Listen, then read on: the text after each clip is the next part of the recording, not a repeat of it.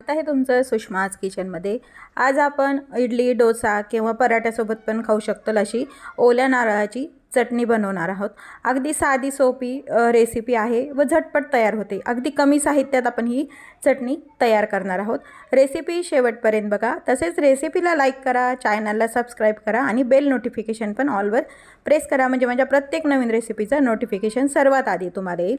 आता आपण ओल्या नारळाची चटणी बनवण्यासाठी लागणारं साहित्य पाहूया। स्वागत आहे तुमचं सुषमाज किचनमध्ये। त्याची चटणी बनवण्यासाठी इथे मी फुटाण्याचं डाळ घेतलेलं आहे, खोबऱ्याची काप करून घेतलेली आहेत ओल्या, 2 मिरच्या चिरून घेतलेल्या आहेत, स्वच्छ धुतलेली कोथिंबीर आहे ही, आणि कढीपत्त्याचे 2 ते 3 पाने घेतलेली आहेत।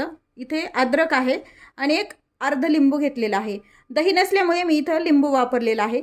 साखर आणि मीठ आहे। यामध्ये तुम्हाला आवडत असेल तर तुम्ही लसण पण टाकू शकते आहे। एका मिक्सरच्या भांड्यात घ्यायचे। खूप जण याला फ्राय करून पण घेतात, पण मी शक्यतो कच्चच काढते कारण डाळ वगैरे तर भाजलेलंच असतं।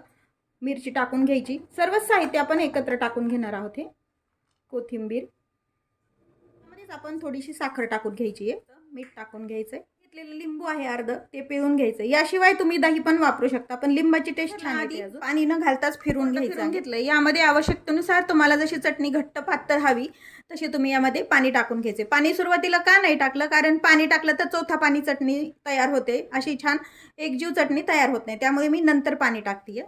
आता हे मिक्सरला पुन्हा छान बारीक वाटून आपण मिक्सरला काढून घेतली, एका बाउलमध्ये काढून घेऊया।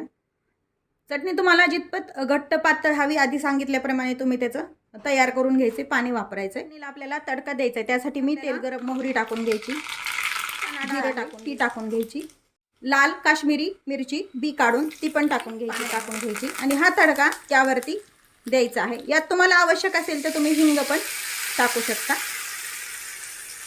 हे मिक्स करून घेऊया। तयार आहे आपली इडली, डोसा किंवा उत्तप्पा, मेदूवडा यासोबत लागणारी चटणी। ही चटणी तुम्ही मूगवड्यासोबत पण खाऊ शकता किंवा पराठ्यासोबत पण अगदी छान लागते। तुम्ही ही चटणी करून फ्रीजमध्ये 2 ते 3 दिवस आरामात टिकते। नक्की करून पहा। रेसिपीला लाईक करा, चॅनलला सबस्क्राइब करा, तसेच बेल नोटिफिकेशन पण ऑलवर प्रेस करायला विसरू नका। अशाच नवीन रेसिपीसोबत पुन्हा भेटूया। तोपर्यंत बाय बाय। व्हिडिओ पाहिल्याबद्दल खूप धन्यवाद।